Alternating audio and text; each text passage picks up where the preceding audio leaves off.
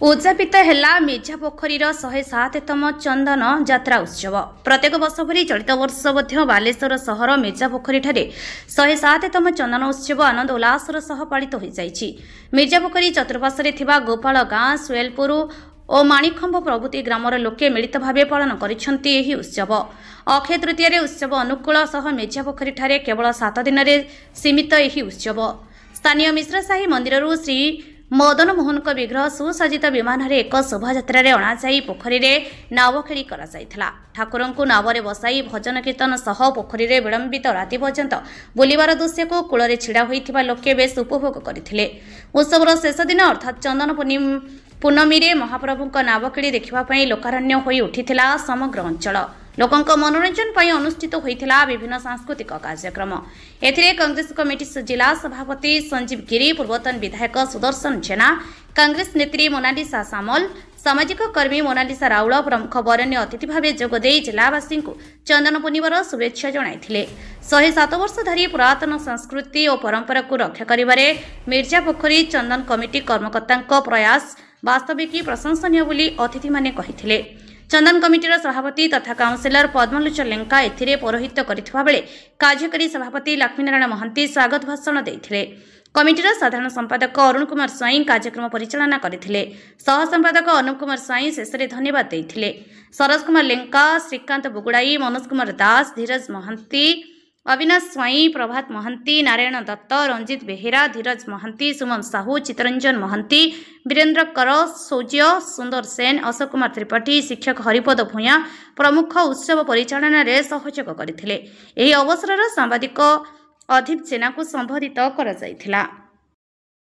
समस्त को धन्यवाद देवी। मिर्जा पोखरी चंदन कमिटी तरफ बालेश्वर जिला प्रशासन, पुलिस प्रशासन, सांबादिक भाई माने एवं जनसाधारण माने जो 7 दिन धरी मिर्जा पोखरी चंदन कमिटी साथ अतपत भाव जड़ित रहिले एवं बालेश्वर गोटे ऐतिहासिक दिन आम 7 दिन एत बड़ चंदन कौटी से बालेश्वर जिलार हुए नहीं कि अन्य जिले में हुए नहीं।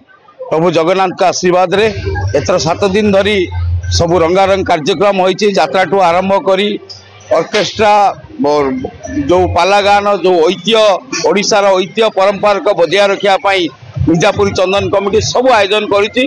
मु आशा करी बालेश्वर लोक बालेश्वर आदिवासी समस्ते 107 वर्ष चंदन को समर्थन करके आगामी वर्ष केमिति भल भाव समस्त को आउत धन्यवाद करी वर्ष चंदन समस्त सहयोग कर समस्त को धन्यवाद। जय जगन्नाथ। तो वार्ता देवी प्रथम मीडिया बंधु मान आपण माने जो कवरेज कर 7 दिन धरी। द्वितीय मु धन्यवाद देवी बालेश्वर प्रशासन। तृतीय मु धन्यवाद देवी आमर प्रिय नेता एवं आम एमएलए सी जदि साहाय्य न करता आमको कहीं आम दीर्घ 4 वर्ष है कर 5 वर्ष 5 वर्ष 10टा बाजिले पुलिस वाला हमको बहुत टेंशन दियंती बंद कर। आज जेहेतु सरकार चेंज होती सरकार सहयोग आम फंक्शन चलई पार्छु। आउ गरीब लोक मैंने जो आसछन्ती दुकान देइछन्ती दुकान करके 2 पैसा बिजनेस करछन्ती। मिर्जा पोखरी चंदन प्रति वर्ष बैशाख मास शुक्ल पक्ष नवमी तिथि आरंभ हुए 7 दिन धरिक हुए। नवमी रु पूर्णिमा 7 दिन 7 दिन कार्यक्रम हुए। प्रथम दिन भजन मेलोडी ये सब कार्यक्रम यात्रा होती सब बेले सब वर्ष हुए। ए वर्ष होती आमर प्रभु मदन मोहन मिश्र साही मंदिर बाहरिकी आपंकर नवमी ठारू पूर्णिमा पर्यंत भक्त मान को दर्शन दियंती एवं 5 दिन नावकेली करा जाए।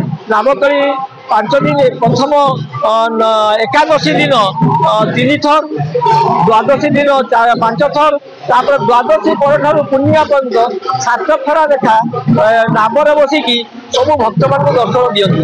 यह खूब सुरुखुर शांति श्रृंखला सहित होती। समय पूरा माणिकम गोपालगा सुरलपुर झील मैंने युवक मैंने मत सहयोग करती ए कार्यक्रम सब जरिया कार्यक्रम हुए सारा बालेश्वर जिलूर गुण अनुकूल लोक मैंने आसी उपभोग करती विशेषकर व्यवसायी मैंने सारा ओडिशा आसती जाजपुर आसती कटक आसती भोगराई आसती सब व्यवसायी मैंने व्यवसाय करती पश्चिमबंग जो अधिकांश बेपारी मैंने आसी बेपार कर हजार हजार लोक मैंने आज उपभोग आमर जड़े वरिष्ठ कर्मकर्ता देहांत से होती मोहिनीमोहन पड़िया उद्देश्य परिवार आज साई बाबा पाखे भोग लगे प्रसाद बंटन कर प्राय 5000 लोक प्रसाद पाई।